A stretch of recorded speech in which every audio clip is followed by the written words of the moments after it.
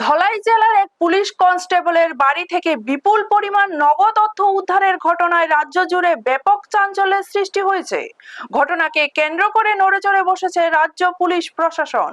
সূত্রের খবর, এই ঘটনাকে ঘিরে বর্তমানে পশ্চিম আগরতলা মহিলা থানায় দফায় দফায় বৈঠক চলছে।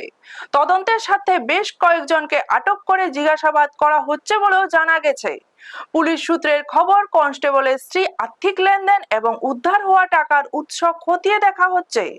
ঘটনার সঙ্গে আর কেউ জড়িত রয়েছে কিনা তাও তদন্ত করে দেখছে পুলিশ।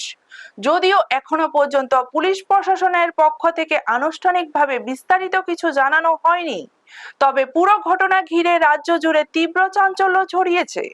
ব্যুরো রিपोर्ट, न्यूज तत्काल 24। कोई खास तो नहीं है, हमारा रूटीन विजिट है। पुलिस स्टेशन विजिट देखते हैं और उसका कामकाज देखते हैं। ठीक है सर, धलाई जिला में एक पुलिस कांस्टेबल के घर से बहुत पैसा मिला है, तो इस विषय में पुलिस क्या विचार कर रही है?